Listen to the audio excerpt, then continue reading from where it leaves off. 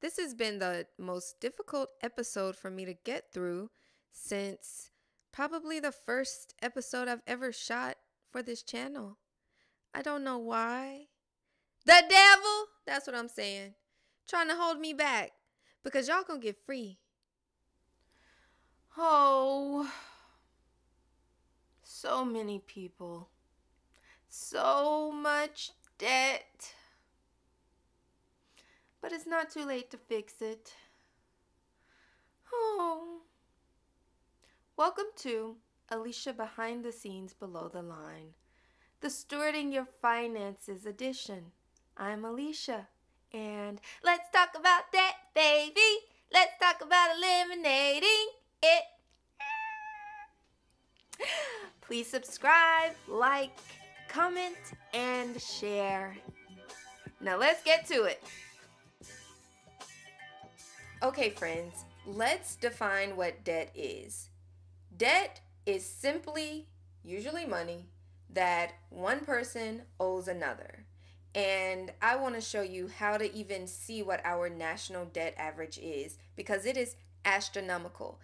Okay, so as you can see, we are on the NewYorkFed.org website, which is a branch of the Federal Reserve Bank of New York, or really the Federal Reserve Bank. That's what I was trying to get to. And then now we're in data and statistics, but now we're going to go down to economic research and then over to household debt and credit report. And here we are, household debt and credit report. Today we're going to talk about credit card debt and like car loans and retail debt. Housing debt is still debt, but for me, I look at it as an investment because I have a plan for that. So we'll talk about that in a different episode. But just today, I would like to talk about credit card debt, car loans, all the things that I deem not completely necessary, but let's just get into this whole report. So here you can see credit card balances saw brisk growth, rising by $45 billion to a series high of $1 trillion. Other balances, which include retail credit cards and other consumer loans and auto loans, increased by $15 billion and $20 billion respectively. So now we'll scroll down to this graph, and here it shows the total debt balance. And if you just kind of toggle over the graph, you see non-housing debt, which is the red, and then the blue is housing debt. We're going to focus on the red.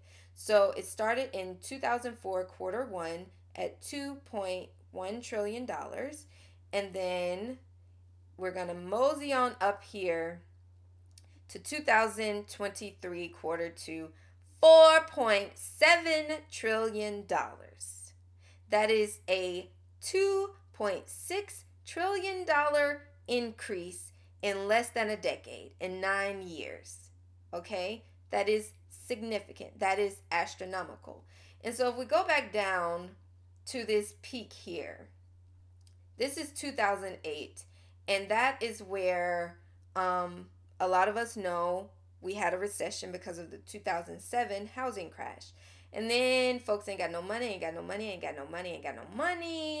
down to 2013, quarter two, and then it starts to rise steadily. There are very small little valleys there, but since 2013, it has continually risen until 2023. We're back to holding this microphone. Also, I'm feeling so chill today. Like, I'm just like, girl, live your life. That's what I'm telling myself in my head. And of course, I talk about things that have nothing to do with anything that I'm actually talking about, which is debt today. But I still feel like I should share because I want to.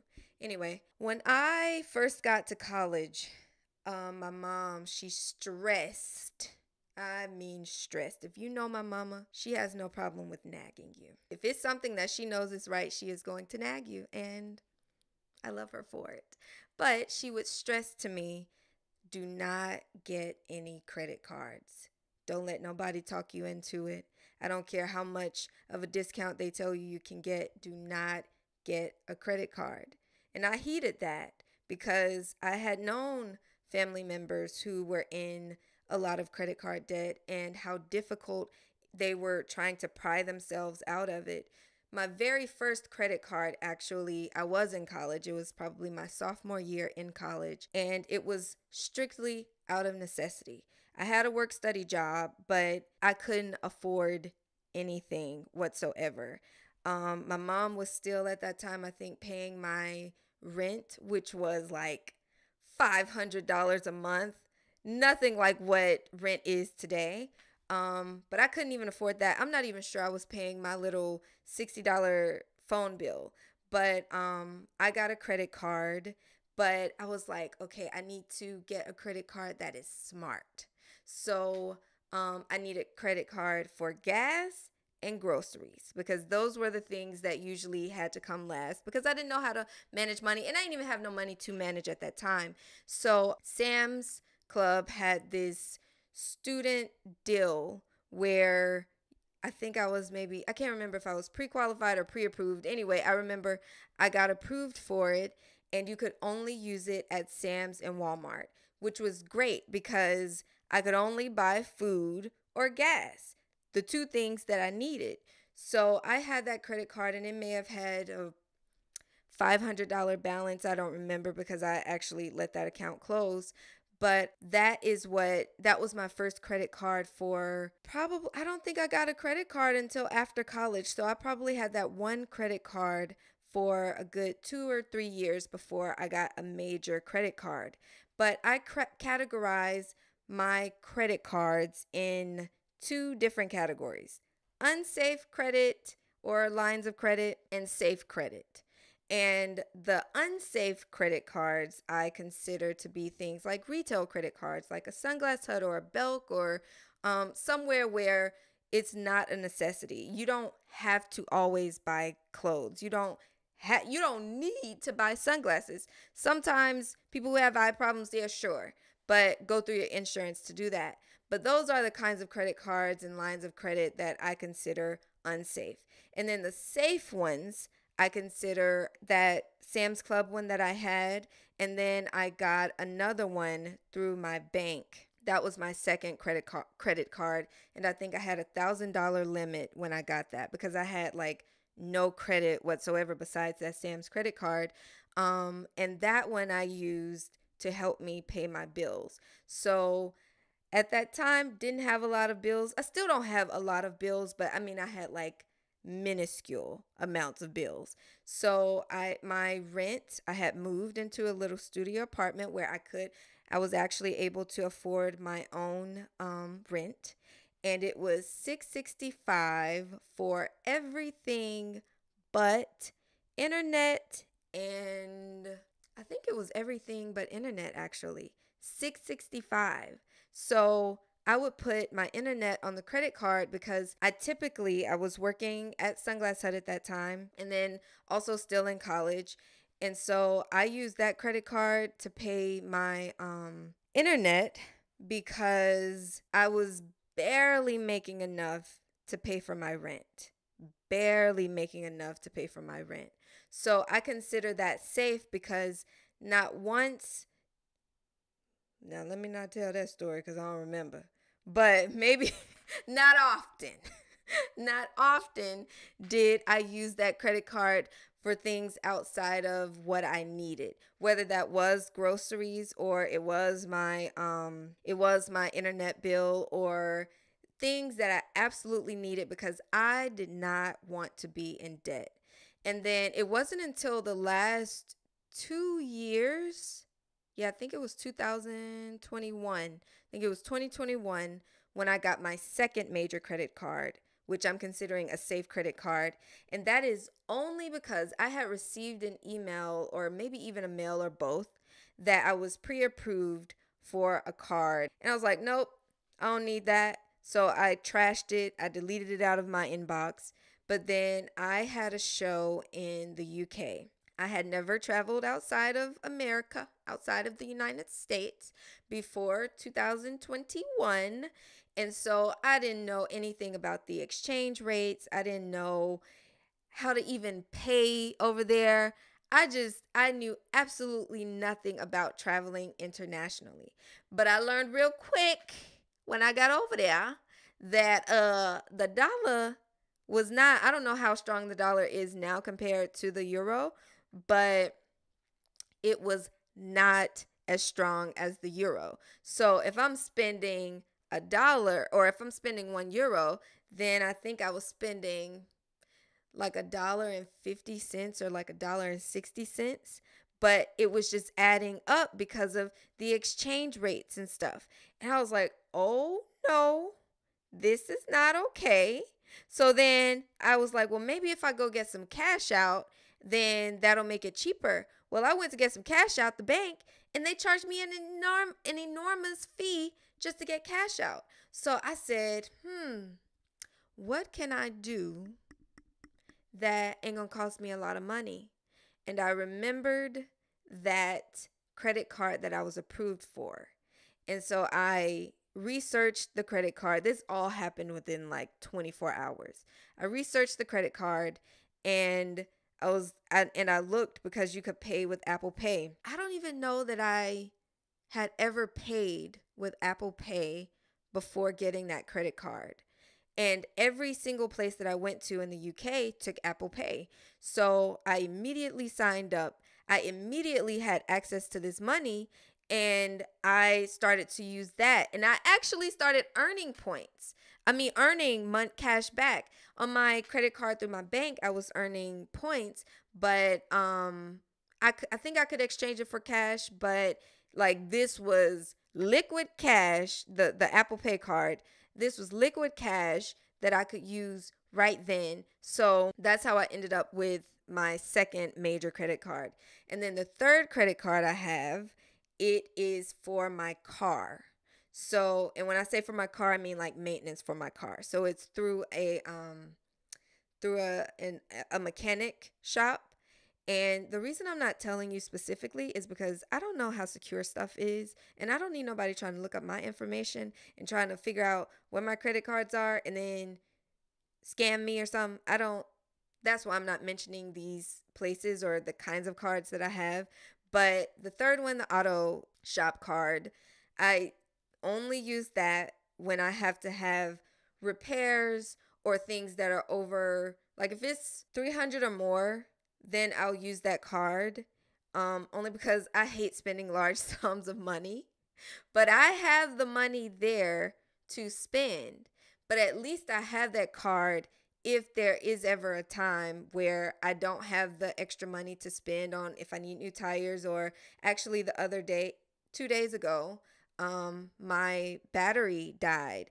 And you know how folks are, child, when they like, oh no, it's the alternator. And I was like, dang, I gotta get a new alternator. So I'm calling the place and I'm like, can you replace this alternator? But then AAA came and was like, it's just a dead battery. But I had that card because I think they told me that to get an alternator was gonna be like $700 and something. And I was like, there is no way I'm about to spend $700 and something. And they do have a plan where if you spend a certain amount, you have 6 months to pay it back. But thankfully, it wasn't an alternator, it was just a battery. But still, I had that card for emergencies. So, just like all of my bank accounts, my credit cards have purposes. And I think it's important to tell you how I use my credit cards, but it's just as much as important to say if you don't have to use credit, then you shouldn't use any credit. Pay it outright in cash if you can. And if you do use your credit card, pay it off every single month, the full amount. I don't care how much it is, pay it off because you don't want those fees to start adding up. You don't want your credit score to go down. So it's important to pay it off or not use credit at all. So I was just going to leave it there and mosey on over to auto loans or car loans. But I think that I should go a little bit deeper into the whole credit card thing because it is a humongous issue, and I really want people to be out of bondage of that. So in Romans 13, verse 8, I'm going to read it. It says, King James Version, owe no man anything but to love one another, for he that loveth another hath fulfilled the law. It's really that first part that I'm focusing on, to owe no man anything. And I remember that. So when I think about debt, I'm just like, I owe somebody something. The Bible says don't owe anybody anything. And unfortunately, I think that debt is promoted to us in a way that makes us feel almost empowered. It's like, you don't have to pay that back now. You go live your life, get everything that you love. So now everywhere we shop, even online, usually when we were going to brick and mortar stores, it was, hey, do you want to sign up for this credit card and get 20% off today? It's very enticing. There have been so many times I have been tempted to say yes because 20% off sounds wonderful. But then when I look at my credit score, or I look at, dang, I forgot this. I even bought this shirt last month. So now I might not have even remembered to budget for it. And I know you should be more responsible, but be more responsible than that. But a lot of us are not that disciplined. A lot of us were not even raised to value money in that way, or to understand how burdensome debt can be. Even on Amazon now, Amazon did not used to offer a credit card. Every time I check out, and the only reason I've even been shopping on Amazon, only reason I've been shopping at all in the last 5-6 months is to build this channel up. But you go there, or if you need furniture, Wayfair now has a credit card. Or if you go to, and I'm naming some of the places where I look, but if you go to Adidas, you got 70,000 ways to pay on Adidas. You have Affirm, you have Klarna, you have Afterpay. And all of these things are promoting pay in 4 easy payments or pay in 2 payments and no fees. But that's no fee if you don't pay that thing. And if you don't have enough money to buy the pair of shoes or to buy the dress or whatever it is that you're buying from these places, then you should not be buying it. And I know we are in a consumer society, but we don't need everything that we are buying. So that's why I really want to stress how detrimental it is to not rack up on debt. And if you can avoid it altogether, then do that. Before I was able to pay off credit card debt every month, when I had my first major credit card, I told you I had that $1,000 limit. I was not always able to pay off whatever that amount was monthly. I could pay the minimum, but I wasn't able to pay the full amount. And so if I needed groceries, or I would put my gym membership on there sometimes, or if I needed gas for the car or my internet bill or things that might just come up, I wasn't able to pay it off every month. But around the holidays, when you work in retail, we normally work more. You get some bonuses and just different little perks that you get. I would do what I call going for broke to pay off that debt, because I didn't want to go into a new year still owing anybody anything. And when I say go for broke, I mean, I have everything that I need. I have enough food in the refrigerator. I have gas in the car. As long as I had those things, then I would go for broke. So that means that, okay, at the end of the month, I am going to spend almost every dime that I have to pay this card off. And that's what I would do. There would be times, and this is before I really started to respect money more. This was, I think about the year 2013. So about 2 years before I graduated from college. Do y'all remember Shoe Dazzle? There was like Shoe Dazzle and Just Fab, and I feel like there was one more, but those are the two I can remember. But Shoe Dazzle had that freaking subscription where it was $39.95 a month, and they would send you, 2 or 3 pairs of shoes a month? So what I would do, I would sign up for it, and I would get the 2 pairs of shoes, but then I would cancel it. But I was getting a pair or two of shoes almost every single week. And I can't remember if I saw somebody speaking or what changed in my brain, but I decided to fast from, no, I remember what it was.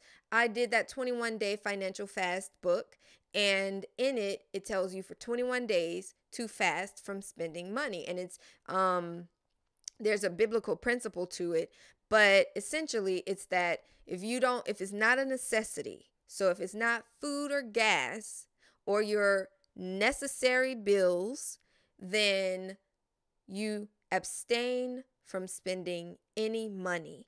And even when you go to the grocery store, you only spend what is on your list. So I did that for the 21 days. And I never went back to that little subscription. But I was just thinking, like, I could barely afford the necessary bills that I had, like my rent. So why on earth was I spending money on these little cheap rinky-dink shoes, honey? Knowing I ain't have enough money. I could have had enough money, but I was spending my money on that. So that's when the whole concept of respecting money and becoming more financially literate, that's where all of that came, was when I did that financial fast. I would recommend it. I can't remember the author's name right now, but if anybody's interested, I can tell you.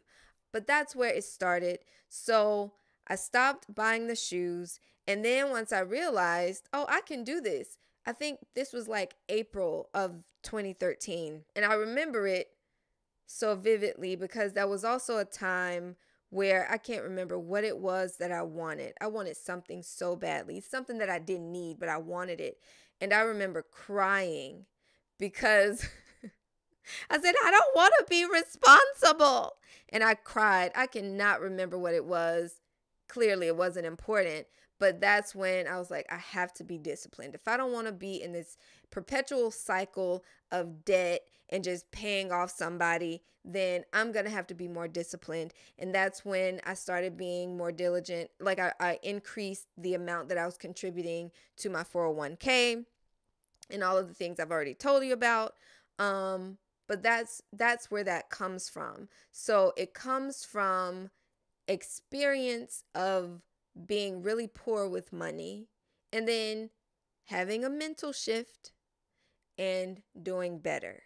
So I'm not coming at it from a perspective of I know what I'm talking about. Also, as I've told you, I am not a financial advisor. So do your own research. Take your own little lessons or whatever it is that you need to take in order to get yourself better. But please owe no man no thing but love. That is all you owe somebody. That's what the Lord tells us. That's all you owe somebody is love. So get out of debt as quickly as you possibly can. I'm going to tell you another thing that's not safe either, in my very humble opinion. Debt consolidation. Let's look up what the definition of debt consolidation is. I already looked it up. I'm just going to read it. Debt consolidation is a form of debt refinancing that entails taking out one loan to pay off many others. When I had that Sam's credit card, I had received a refund check, and I probably had run that bill up if I had a $500 limit, I think I said balance earlier. If I had a $500 balance, then I had a balance of $400. If I had a $500 limit, then I had at that time about a $400 balance. And I used, because I didn't want any debt, although I had a lot of debt through student loans, but we're still not talking about that in this episode.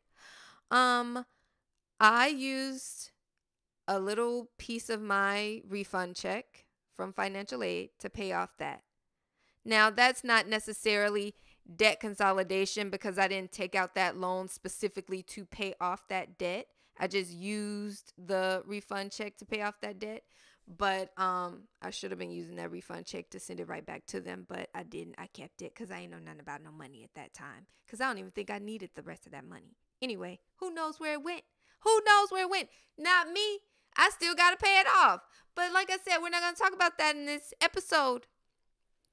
But the kind of debt consolidation this definition is probably referring to is if you have a bunch of credit card debt and then your bank or someone like, I think I've been getting a lot of mail from Sophie, the SOFI. I don't know if it's Sophie or SoFi, whatever. But they're like, here's a little check, or you're pre-qualified to pay off all your other credit cards and bring it all to one place. And that's a form of debt consolidation. Or credit card balance transfers. So this is something I recently learned about because it came across my email from my bank that you could, I am blanking. I don't know why I'm blanking. So you could get a 0% APR by consolidating your other credit card bills. So if I had $5,000 on one credit card, then I could just use the loan that my bank was giving me to pay that off, and then I would have a whole year to pay off that $5,000 interest free instead of the 17-20%, whatever the interest is on a different credit card. And so because I was doing some research for this series, I looked into it and I was like, I didn't even know that this was possible. But there are so many ways to keep people in debt. And it sounds great. It sounds great that, oh God, now I have 12 months to pay off this $5,000 instead of a month to pay off this $5,000. And then if you don't pay it off in that month, then now you're just racking up all of these interest fees. Like if it's a 20% interest fee, then what's 20% of 5,000? That is $1,000, something like that. I don't know. I don't know this math. Is it? That's what we're sticking to. If it's not, I apologize. Do your own math, okay? That's what I'm here to do, is to encourage you to go and do it for yourself, okay? But it seems like that is a great idea. But if you're going to be responsible enough and actually take the 12 months to just pay off that $5,000, perfect. But if you're going to take that 12 months, sure, you can pay out. You have a whole 12 months to pay off this $5,000 interest free. But then you're like, well, I don't have to pay that off for a year, so I can still buy this. And then you rack up even more debt. That is counterintuitive to what the whole plan was supposed to be with this $5,000 0% interest free. So personally, if I was in a pickle and I couldn't afford to pay off the $5,000, then I'm not going to honestly say that I know what I would for sure do. But at this time and the mind that I'm in right now, I would go for broke. So if, like I said, right now, I'm not working, I have no income at this time.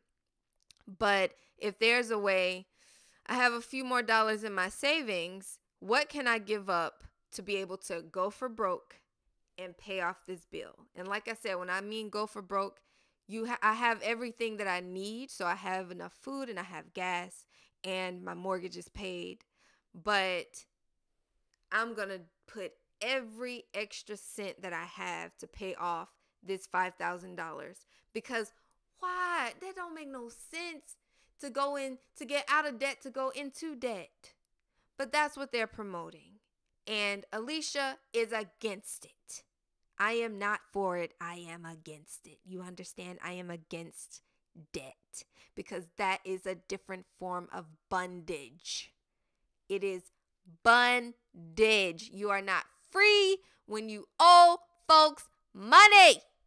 Okay? So don't do it. I don't know why, but ever since this has been the most difficult episode for me to get through since Probably the first episode I've ever shot for this channel. I don't know why. The devil, that's what I'm saying. Trying to hold me back because y'all gonna get free. Get we free. I don't know where that comes from. Where does that come? Get we free. Oh no. I don't know where it comes from. I hope it's not something that's bad, but that was the first thing that came to mind. But yeah, this has been really difficult and I have no idea why. Like, I just have not had the energy and I literally feel like something is just trying to hold me back. But I'm pushing through. I'm persevering. So if you're having a hard day, I feel you. I feel you. But we're going to make it through it. Now on to car loans, okay? So I have had my car since 2015, October 2015, October 30th, 2015 to be exact. And I've had 3 cars in my life. The first car I bought it from my tennis coach in high school. It was $1,500. I had $500, my mom gave me $500, and my dad gave me $500. And it was a blue Ford Taurus, had a nice new radio, the CD players where you can remove the face from it. It had one of those. So I was living it up, honey. I was living it up. And then my second car, my brother actually bought me for my high school graduation. And that was a 2009 Chevy Aveo. I never knew how to pronounce it, nor do I care. Well, I had a really bad car accident in that, and we got it fixed. I'm pretty sure it was salvaged or like totaled out or something by the insurance company. But that sucker, after we did that, it would cut off on the interstate. So I kept that because I got that in 2011. So I kept that. And then in 2015, when I graduated from college, I purchased my current car, which is a 2011 Toyota Camry. And she only had 33,000 miles. She had never been in a car accident. She was perfect for me. And when I was on the lot, it was between her name is Grace, and a newer Toyota Camry. Maybe it was like a 2013 or something. My car was $11,000 and the other car was $15,000. And that other car was decked out, honey. It was beautiful. It had all the bells and whistles, and it was very, very, very tempting to get that car instead. But I opted for Grace because obviously it was $4,000 cheaper and it was within my budget. I had no freaking budget, but I could manage. So all of that long story, I get the car, and after interest, I think it was like a 13% interest rate. And at that time, I had really built my credit up because I had learned about money. So I was actually doing pretty well with my money ever since like mid 2013. And so I'm thinking I'm about to get like a 3-4% interest rate, but that heifer said 13%. So I was like, fine, I'm going to just pay $10 extra a month until I pay it off. So I had been, I think my car note was $370 a month, something like that. So I was putting the extra $10, so I was paying $380 a month, and I was applying it to the principal balance. And so every single month, the the amount I had, my monthly amount would decrease. So like if it was $370 that first month, I paid the extra $10, then it was down to $360, then $350. And so it looked like I was paying all this extra money until the monthly payment went down to $0, but I'm still paying all of this extra. Got into the industry, started making more money, but I still have this car note. And I'm talking about I got into the film industry. And so I'm paying down this car note. And a year after I was in the industry, I paid my car off. I think I wrote, well, I didn't write a check. I paid online. But I'm saying I wrote a check because that sounds better. I wrote a check for like $11,000 because I was saving. I already told you, because of the kind of industry that we work in, it's not very stable. I save as if I'm never going to work again. So now I'm making more money than I've ever made in my life.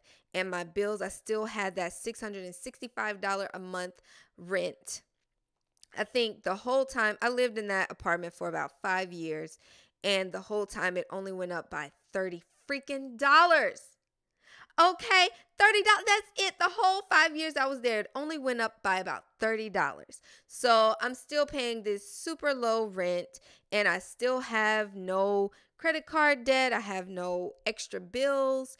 And I'm just living life, and I'm saving my money. And so I wrote that $11,000 check, and I paid that car off. I think in total, I ended up paying $14,098 for my car. That was $11,000. And I'm telling you all of this because that decision to get the cheaper car was difficult because the other one was so much prettier. But Grace was so much better for me, and she's just as pretty. The other one just had a little bit more in her, but Grace had all that I needed. And I know it's really tempting to get the newest thing or to get the most decked out thing that the salesman or the saleswoman shows you. But I also went into that dealership with the mentality of, if this person tries to sell me this car, I will not buy the car. And when I say sell me this car, don't be trying to like big up the stuff or trying to upcharge me. The salesperson I had was so chill. He was just like, let me know what you want.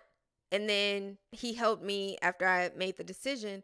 But I was already in the mentality of, I am not about to, this is a necessity. This is something that I need only because the current car I have is not working. And the dealership actually ended up buying my car from me for like $500, but still, that was $500 that I didn't have. So, yeah, I'm just saying all of this to say, just be extra responsible. You're gonna have to make some sacrifices until you start making more money, until you have more investments, until you are financially free. Then you're gonna have to make some sacrifices. And it's okay as long as you have everything that you need. And I know you do. I know you have. And if you don't, I'm not gonna say that. Please forgive me. You might not have everything that you need. I really hope that you do. But if you don't, get that together first. That is of the utmost importance. And if you don't have to go into debt while doing that, then don't go into debt while doing that, because that is going to further embondage you. There are invisible shackles in debt. I have had friends who are very much into the finance stuff and very much into stocks and all types of investing, real estate, and they're like, don't spend your own money doing it. What's wrong with my money? It's like, well, you don't want to not have money. I'm going to have money. I live by faith, not by sight. I have a spirit of faith, not fear. A spirit of faith, power, love, and a sound mind. That is the spirit by which I live. Not fear of, if I spend all of my money, I might not get any more. Nope. What God give it to me for then if I'm not going to be a good steward of it? That is the whole reason I am even doing this. Is because I believe God has given me something to steward, whether that is money, whether that is this channel. I'm going to do it to the best of my ability. So if you have the money, spend it on the things that you need. If you don't have the money, don't spend it on the things that you don't need. Do not go into debt if you do not have to. Please. okay? Think about the legacy that you can leave behind. It's not just about money. It's about a legacy. We're all trying to make a better world for the people to come after us. But you cannot do that if you are constantly in a perpetual state of bondage. And debt is bondage. Okay? I think that is all that I have. I believe by faith that this is going to help a lot of people. And if we need to talk about this some more, we can. Actually, we probably will talk about it some more. But I think I got through some great points. And now you can start your own research, because that's my ultimate goal, is to empower you to do it for yourself, because you are more than capable of doing it. And I thank you so much for watching. Please subscribe, comment, like, and share. And I'll see you next Tuesday. See you later.